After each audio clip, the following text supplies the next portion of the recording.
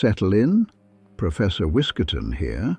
The year before us is 2000, and it was a year that could not decide whether it was a triumph or a catastrophe. It began in a bunker. Computers, for decades, had stored years using only 2 digits. 1987 became 87. 1995 became 95. When the calendar turned to 2000, those systems would read the date as 00, which, depending on the machine, might be interpreted as 1900. Banking systems, power grids, air traffic control. An estimated $300 billion was spent worldwide on remediation. Engineers rewrote code, tested systems, built contingencies. Some citizens did not wait to see what would happen.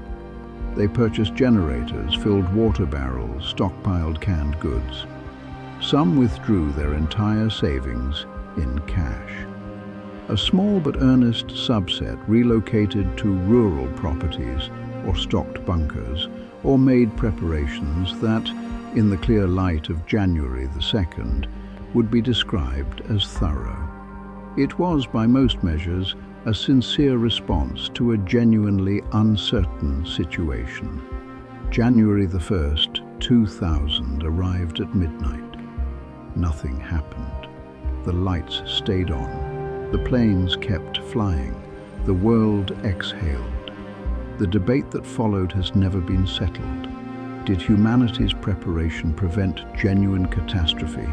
Or was the danger always overstated, the panic manufactured by an industry with a financial interest in the fix? The engineers say the former, the skeptics say the latter. Neither has conceded. The year moved on. 8 months later, it offered something grimmer. On August the 12th, the Russian nuclear submarine Kursk was conducting exercises in the Barents Sea. During a scheduled torpedo drill, 2 explosions rocked the forward hull in rapid succession. The vessel sank to the seabed, 108 meters down. Of the 118 crew members, 23 survived the initial blasts. They gathered in a sealed rear compartment. They were alive and they were waiting. Norway and Britain offered help.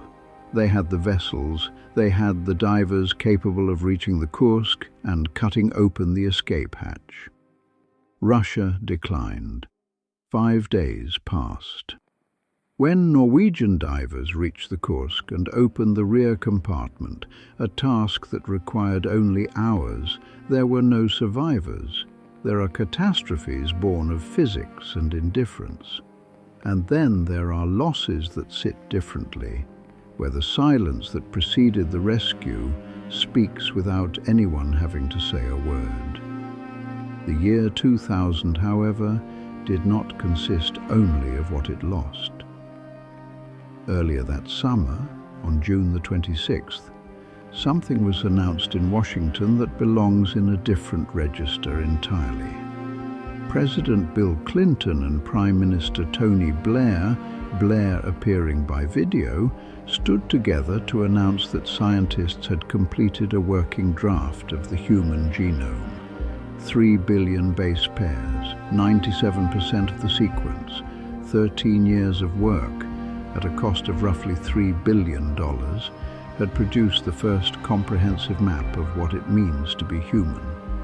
One finding caught nearly everyone off guard. Scientists had long assumed the human genome would contain around 100,000 genes. The draft revealed approximately 30,000, perhaps 40,000 at the generous end, which is the same number as a mouse. What that number implied was unsettling in the best possible way.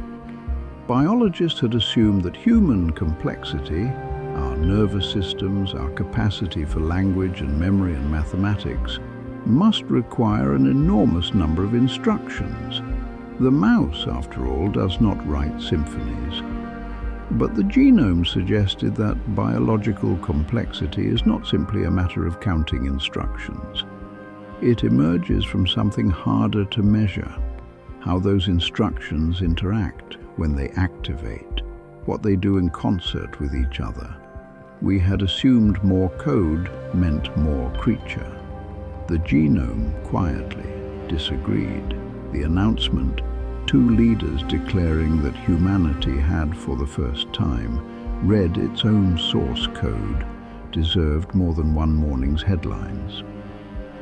The summer had one more surprise.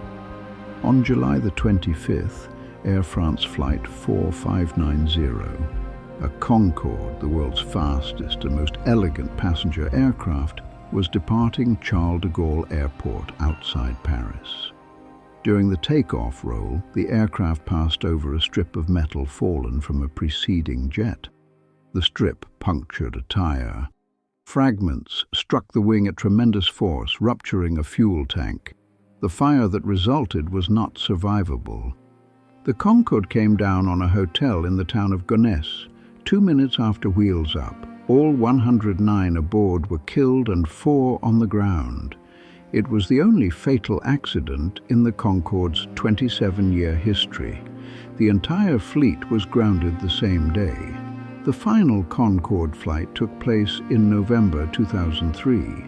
No supersonic passenger aircraft has flown since. The Concorde was not simply a machine, it was an argument that speed and grace were not competing ambitions, that the future of flight was faster and more beautiful. A 43-centimeter strip of metal, fallen from another aircraft, concluded that argument on a runway outside Paris. The year 2000 was not all of this. On October the 26th, Sony released the PlayStation 2 in North America. It had already launched in Japan in March. The console would go on to sell over 155 million units, the best-selling gaming system in the history of the medium, a record that stands today. What drove those numbers had, in significant part, nothing to do with games. The PlayStation 2 could play DVD movies. Standalone players cost considerably more. Families bought it for the films, and many in time found themselves playing the games. There is something worth noting about what those games were. The years surrounding the PlayStation 2's launch would see it become home to some of the medium's most enduring works, titles that a generation still names when asked about the most formative entertainment of their childhood. The console became a kind of cultural common ground, present in enough living rooms, shared by enough people, that its particular startup screen became a sound which still produces in a remarkable number of adults something very close to nostalgia. In a great many households, the year 2000 did not end with a crisis or a headline. It ended with the quiet blue glow of a loading screen and a machine that had arrived somewhat incidentally and showed no intention of leaving.